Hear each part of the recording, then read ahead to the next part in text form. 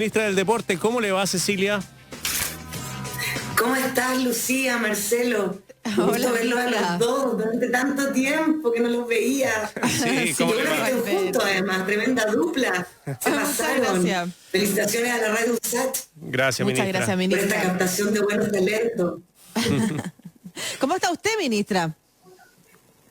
Contenta, muy contenta, Lucía, porque lo que se anunció ayer es fruto de un trabajo de casi 4 meses, de la mano con el presidente Sebastián Moreno de la NFP, Miguel Ángel Mujica, del Comité Olímpico, y también de Ricardo Elizalde, del Comité Paralímpico, y además escuchando a tantas deportistas y a tantos deportistas que diariamente hablábamos y me señalaban la angustia, la frustración, la necesidad de poder volver a tener una normalidad en su entrenamiento, y sobre todo cuando ya al último tiempo sus pares internacionales en otros continentes estaban volviendo a entrenar los mismos que ellos tienen finalmente que encontrarse en los futuros eventos fundamentales que tienen algunos que enfrentar este año y otros el próximo, donde se han ido recalendarizando eventos internacionales como mundiales específicos, panamericanos específicos,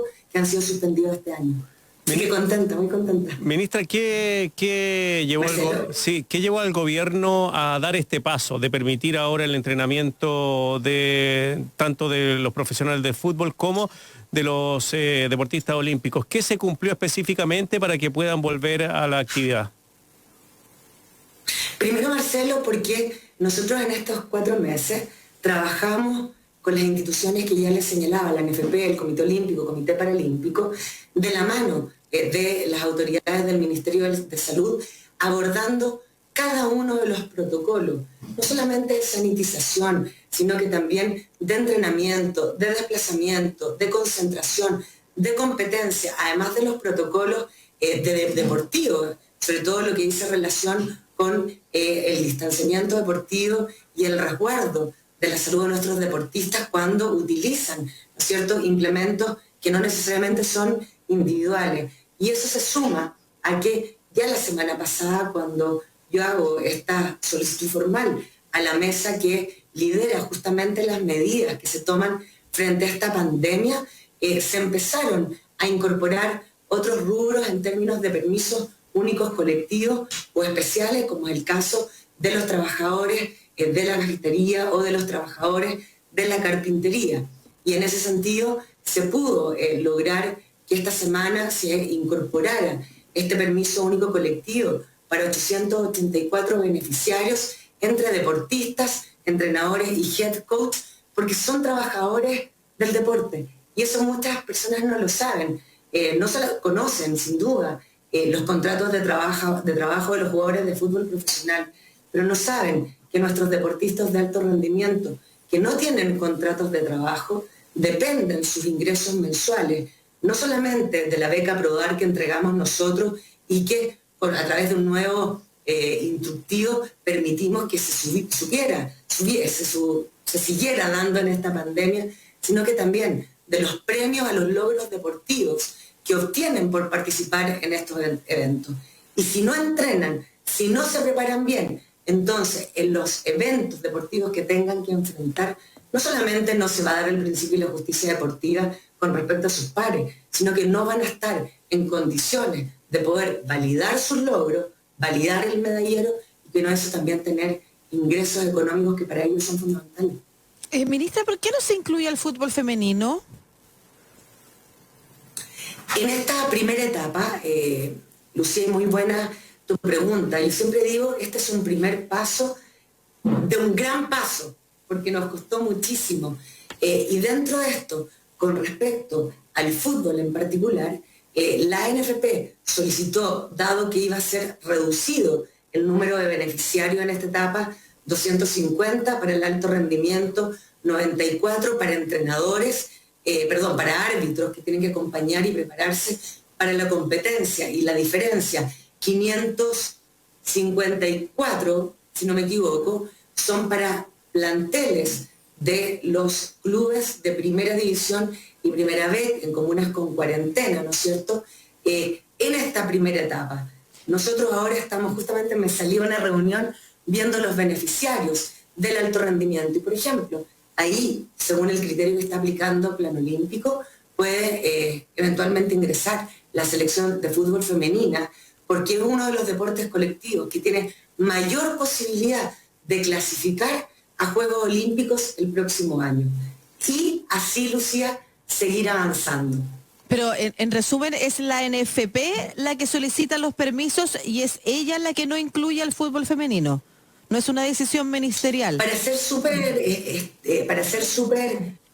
honesta, que se me cae la cosa que va acá el audífono, en la entrega de la información, al ser un número de beneficiarios reducido, tanto la NFP como el Comité Olímpico y sus federaciones y el Comité Paralímpico de Chile tuvieron que elevar solicitudes con criterios de priorización.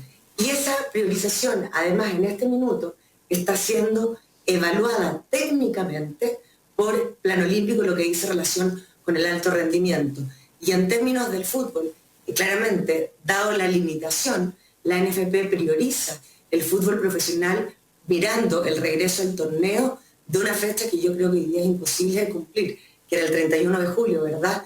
Porque el mismo jefe médico de la NFP, el doctor Fernando Yáñez, ha señalado que los jugadores necesitan al menos 3 a 4 semanas para poder prepararse para la competencia y evitar lesiones como sufrió, por ejemplo, el fútbol alemán con su retorno a la competencia. Estamos conversando con la ministra del Deporte, Cecilia Pérez, sobre estos permisos únicos para deportistas. Ministra, ayer conversamos con Cristian Arcos, periodista deportivo, que es columnista nuestro acá en la radio, y comentaba que la situación más complicada, sobre todo, es de los futbolistas que son amateur o desde la segunda división hacia abajo, porque ellos son los que están más expuestos, no reciben sueldos mensualmente. ¿La ANFA se ha comunicado con usted o la Federación de Fútbol, aparte de la NFP, que sabemos que es un club de clubes privados nomás, salvo Curicó, que es el único club que no tiene dueño? Pero ¿ha podido hablar con este otro lado de los deportistas también? La NFP y la Federación de Fútbol, sí. La Federación de Fútbol por la selección femenina, un poco la pregunta que me hacía Lucía, y de la selección masculina, porque, como ustedes saben, la FIFA confirmó su fecha próximamente, entonces eventualmente el entrenador Rueda puede convocar a los seleccionados y si no existe este permiso no van a poder entrenar. Y por tanto no entran en esta primera etapa, sino que estamos viendo ahí cuándo sería posible.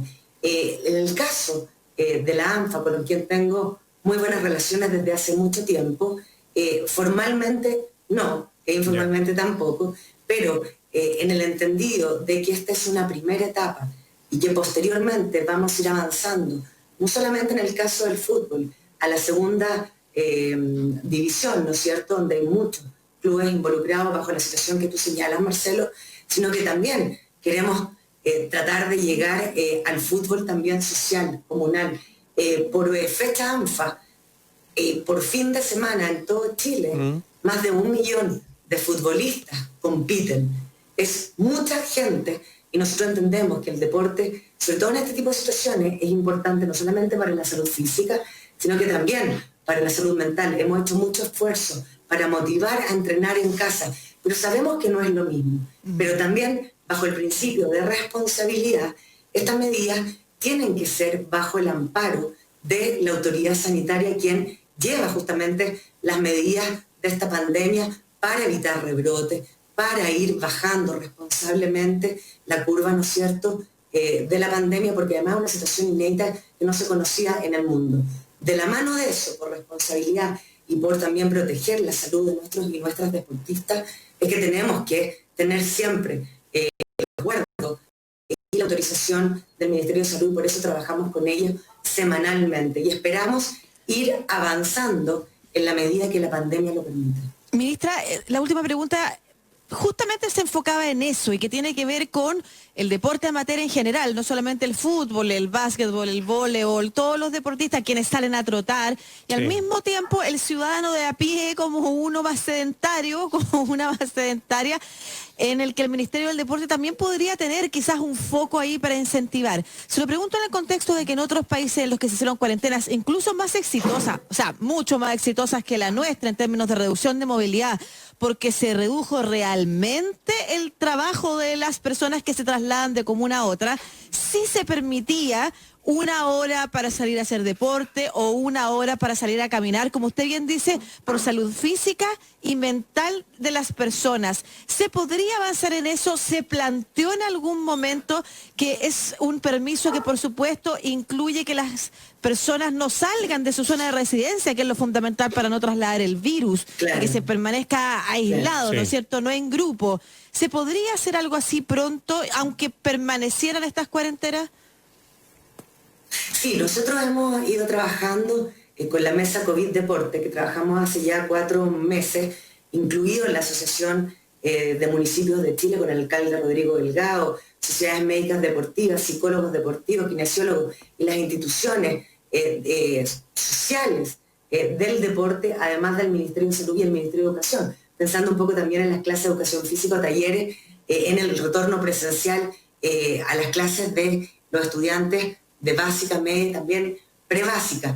Y hoy día, Lucía, nosotros hemos ido avanzando en términos de desconfinamiento en 2 regiones que se anunció la semana pasada, que es la región de Los Ríos y Aysén, en términos de no espacios públicos abiertos, sino que cerrados hasta 10 personas y abiertos en lugares cerrados, llamémosla, por ejemplo, una cancha de fútbol, hasta 50 personas, pero también motivando a aquellos vecinos de comunas sin cuarentena a que puedan, desde la responsabilidad, por cierto, hacer deporte social individual, como por ejemplo la caminata, que es tan importante Claro. para el adulto mayor y que hemos señalado, porque fíjate tú que en la práctica del deporte existe consenso, no solamente en los especialistas de medicina deportiva nacional, sino que también con estándares internacionales, que el uso de la mascarilla no es un elemento que favorezca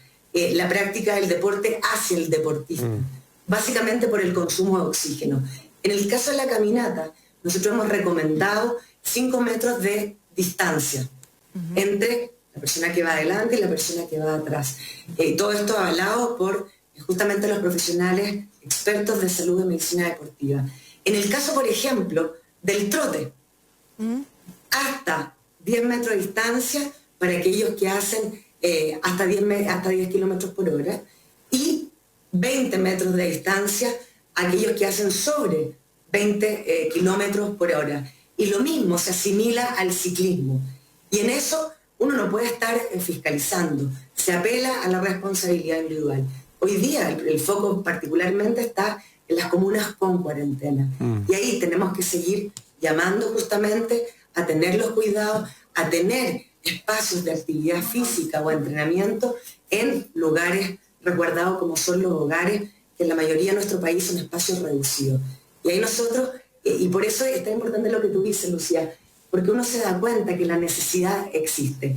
Nuestro programa Entrena en Casa, que se transmite por el Facebook del Ministerio del Deporte, que va de lunes a viernes, que tiene una parrilla diaria, ya llevamos 3 meses y 3 millones de personas están permanentemente en uno u otro taller, Bueno. más de 5 millones de alcance, más toda la oferta que existe, ¿no es cierto? Y nosotros agradecemos de distintas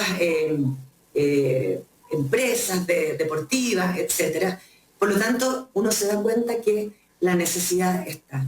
Y hoy día, claramente, en las comunas con cuarentena, dejamos de tener esta práctica de la actividad física o del deporte desde 100% presencial y nos tuvimos que trasladar a este mundo que estamos todos viviendo, que hoy día tenemos nosotros 3 en este minuto, que es las plataformas virtuales. Sí. Esperamos, y así lo conversamos ayer con el doctor Enrique Pari y la subsecretaria Paula Daza, poder ir aplicando un plan de desconfinamiento en distintas etapas donde se pueda ir incorporando también la actividad física y el deporte. Sí, ministra, sé que tiene una reunión ahora con la NFP, pero ayer cuando, ¿cómo se llama?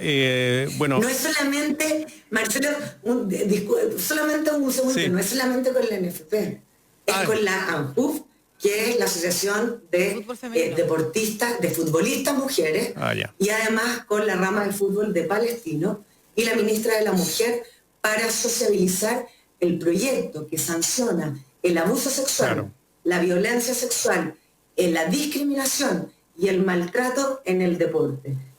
Para todos, ¿no es cierto?, los deportistas, donde hay una ley que se aprobó en febrero, el 2 de agosto, tiene que existir el reglamento por decreto supremo por parte del presidente Sebastián Piñera, pero donde nosotros sentimos que lo que pasó la semana pasada en Palestino, no solamente en la máxima gravedad, y yo agradezco inmediatamente que la rama de fútbol de Palestino, que preside Miguel Abdo, y también el equipo de fútbol con el señor Huawei, hayan tomado una decisión tajante y además habiéndole ofrecido todo el apoyo a las 3 deportistas.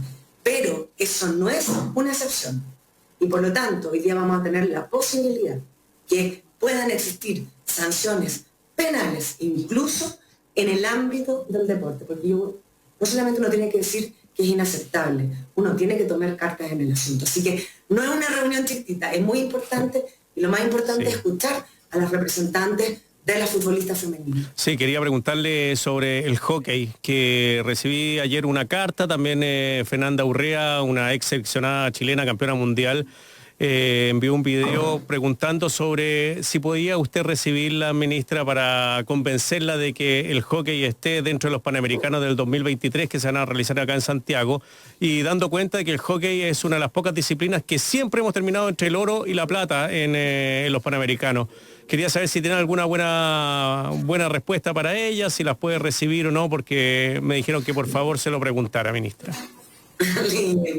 Linda la Fernanda, gran deportista. Sí, yo recibí una carta el día de hoy, firmada por Beatriz Gaete, que es la capitana en las Marcenitas, también por Diego García, que es de la Junior masculina, y también por el capitán de Nicolás Fernández, que es de la selección de hockey patín masculina.